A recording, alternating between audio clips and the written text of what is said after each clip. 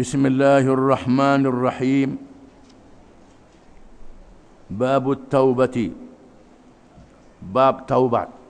Berkenaan dengan taubat.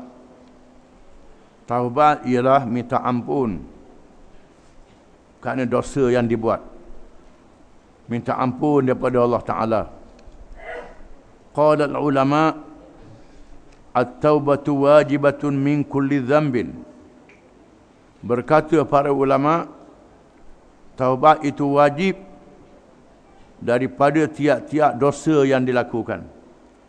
Sama ada dosa kecil ataupun dosa besar.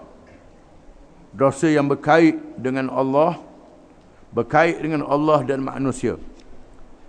Fa in kanatil ma'siyatu bainal 'abdi wa bainallahi ta'ala wa la tata'allaqu bihaqqin adami falaha thalathatu syurut.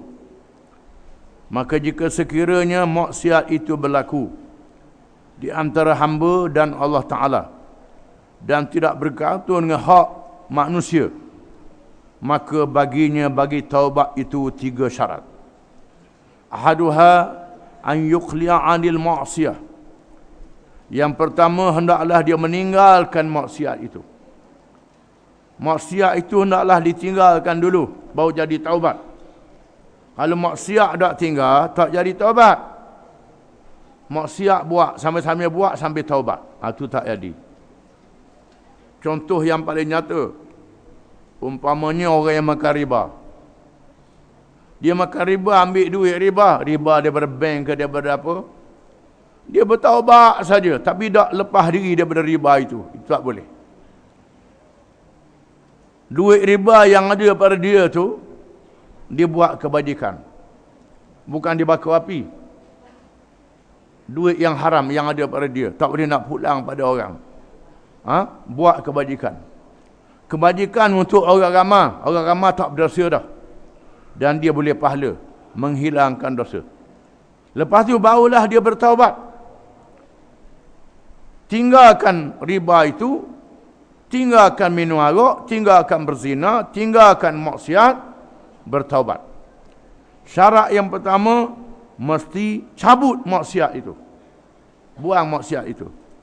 Kalau berlaku pula, tinggal pula, bertaubat pula. Kerana pintu taubat luas. Selagi nyawa sebelum sampai ke halqam. Nyawa belum sampai ke halqam, maka pintu taubat ditutup.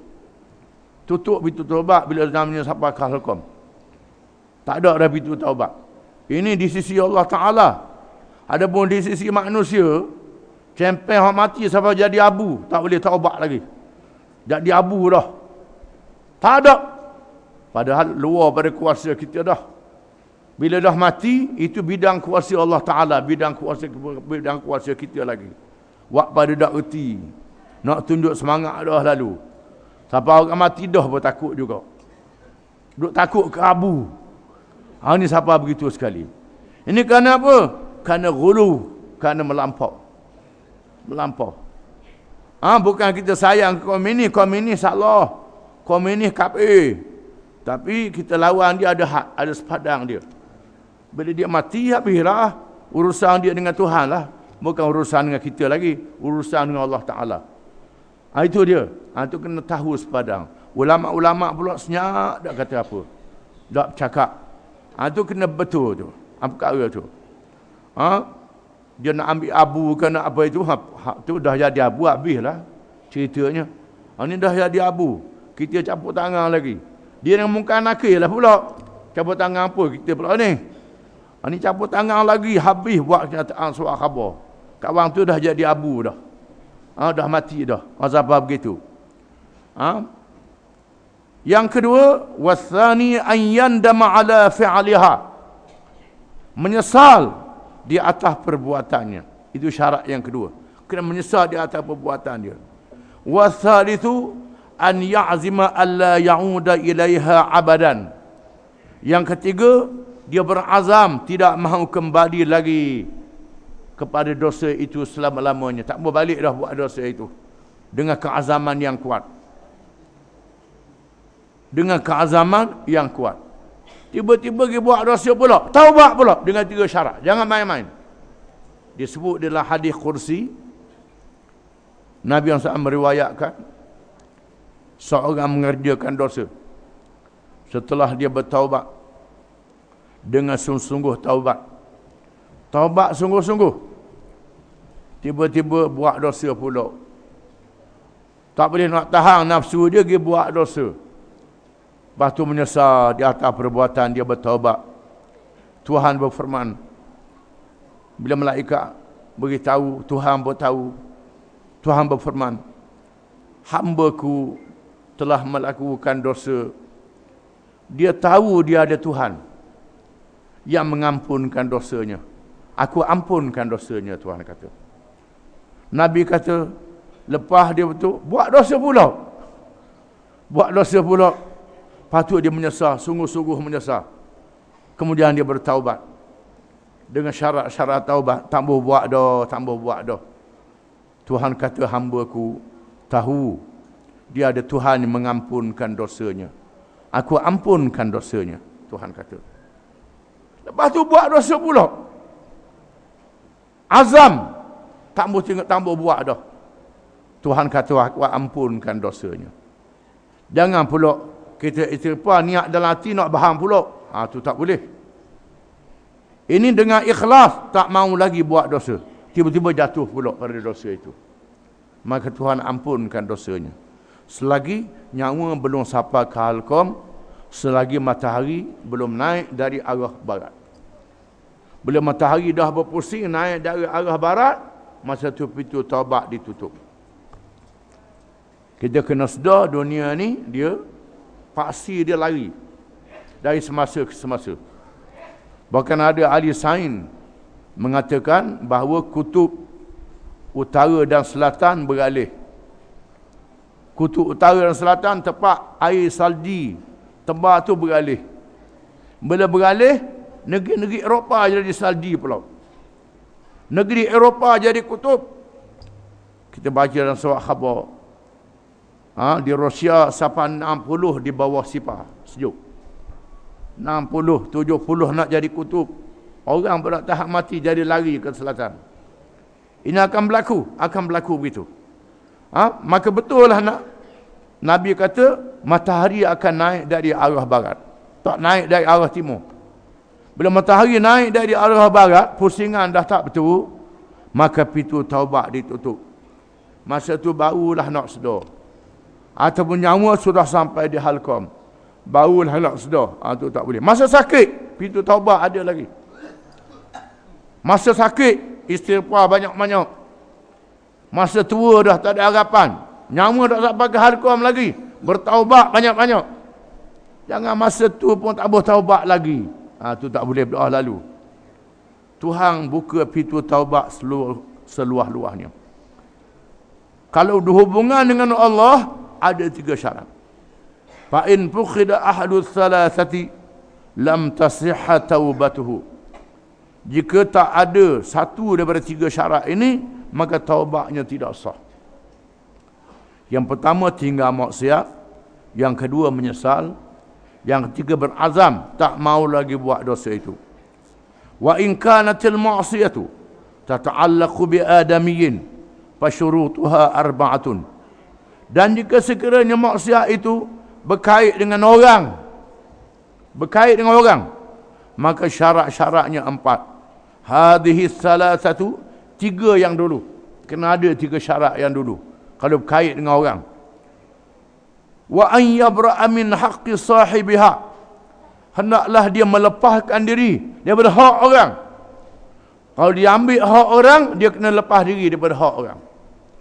Harta ke, maruah ke, apa saja, kena bebaskan diri daripada hak orang.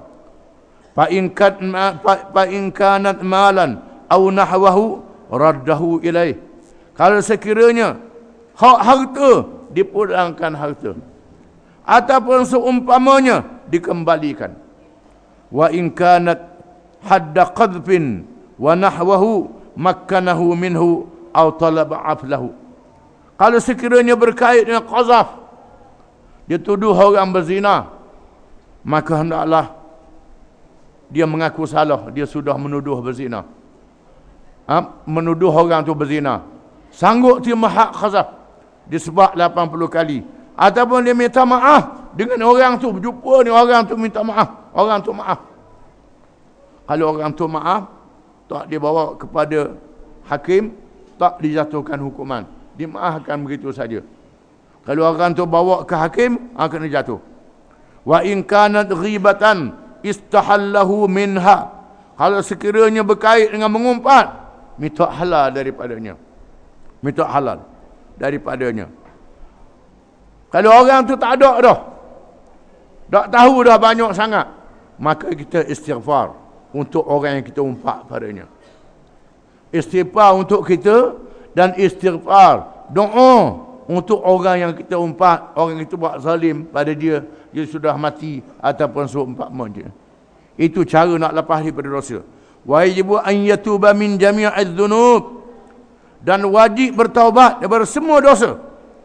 Fa in taba min ba'daha sahhat taubatuhu inda ahli al-haq. Jika sekiranya dia bertaubat separuh daripada dosa dia, maka sah taubatnya di sisi ahli al-haq, di sisi setengah ulama. Min dzalika dzam, daripada dosa itu, wa baqiya alaihi al-baqi, dan baki dosa itu masih ada padanya, bawa matilah. Wa qad tazaharat dalailul kitab was sunnah wa ijma'ul ummati ala wujubi taubah, dan sesungguhnya telah ternyata dalil-dalil daripada kitab, daripada Quran dan sunnah, hadis-hadis Nabi dan ijma' para ulama, wajibnya bertaubat itu. Qala Allah Ta'ala, firman Allah Ta'ala, wa tubu ila Allah jami'an ayyuhal mu'minun la'allakum tuflihun, dan bertaubatlah kamu kepada Allah semuanya, semua kamu, wahai orang-orang yang beriman, daripada semua dosa kamu, supaya kamu mendapat kejayaan dunia dan kejayaan di hari akhirat. Allah Ta'ala suruh kita bertaubat. Allah Ta'ala sendiri suruh kita bertaubat. Allah suruh kita bertaubat. Rahmatnya Allah, sayangnya Allah kepada hamba-hamba dia. Setelah hamba dia buat dosa, mu minta maaf lah, Tuhan kata, mu bertaubatlah. Tuhan suruh kita bertaubat. Bukan kita, Tuhan suruh. Bukan daripada kita sendiri, Tuhan suruh kita bertaubat. Tuhan sendiri suruh dalam Quran supaya kita bertaubat. Wa qala ta'ala istaghfiru rabbakum thumma tubu ilaih, surah Hud ayat 3. Beristighfarlah kamu kepada Tuhan kamu dan bertaubatlah kepadanya. Tuhan suruh kita beristighfar dan bertaubat kepadanya. Wa qala ta'ala ya ayyuhalladzina amanu tubu ila Allahi taubatan nasuha. Wahai orang-orang yang beriman, bertaubatlah kamu kepada Allah dengan taubat yang benar dan ikhlas. Taubat yang benar, yang ikhlas, sungguh-sungguh bertaubat. Ditanyakan Umar radhiyallahu an, apa makna taubat yang nasuh, yang ikhlas itu? Sayyidina Umar kata, hiya an yatuba thumma la ya'udu ila dhanbi kama la ya'udu al-labanu ila ad-dar'i, kata Sayyidina Umar. Taubat yang sungguh ni ialah dia bertaubat, tak mau balik lagi buat dosa, sebagaimana tidak balik susu yang diperah ke dalam lapuknya, kata Sayyidina Umar. Susu yang sudah diperah tak boleh nak masuk semula. Begitulah bertaubat yang sungguh-sungguh. Adapun hadisnya, wa an Abi Hurairah radhiyallahu anhu qala sami'tu Rasulullah sallallahu alaihi wasallam yaqul wallahi inni la astaghfirullah wa atubu ilaihi fil yawmi akthara min 70 marrah, rawahu al-Bukhari. Dari Abi Hurairah radhiyallahu an, katanya aku telah mendengar Rasulullah sallallahu alaihi wasallam bersabda, demi Allah, sesungguhnya aku beristighfar dan bertaubat kepada Allah dalam satu hari lebih daripada 70 kali, kata Nabi. Wa anil Aghar bin Yasar al-Muzani radhiyallahu anhu qala Qala Rasulullah sallallahu alaihi wasallam, ya ayyuhan nas, tubu ila Allah wastaghfiruh, fa inni atubu fil yaumi mi'ata marrah, rawah Muslim.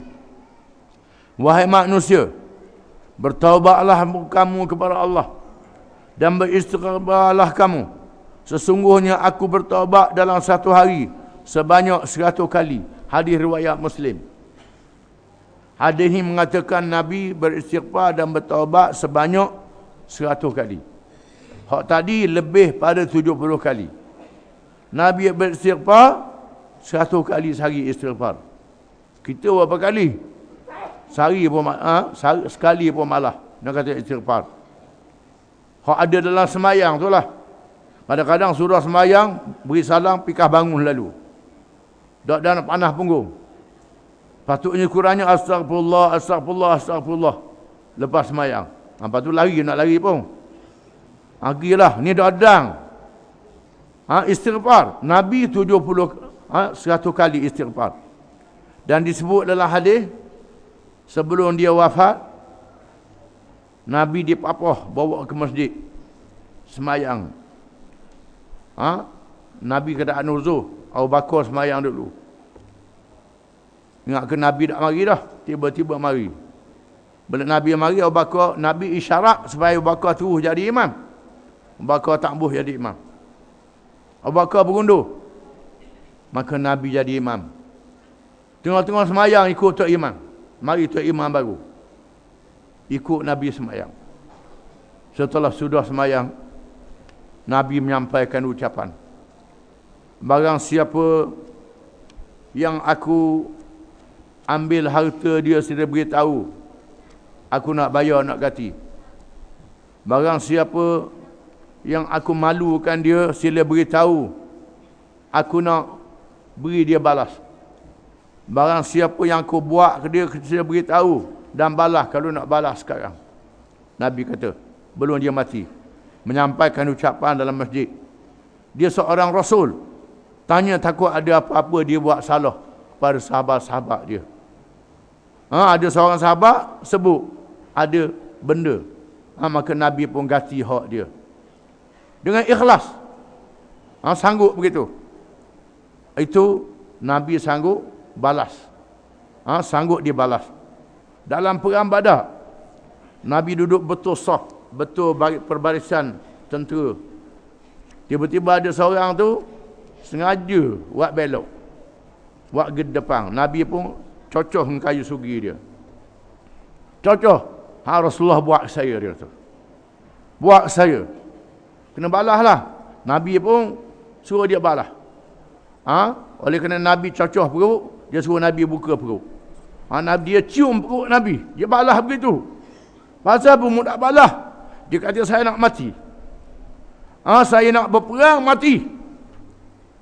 Sentuhan saya pada akhir Rasulullah, kata dia.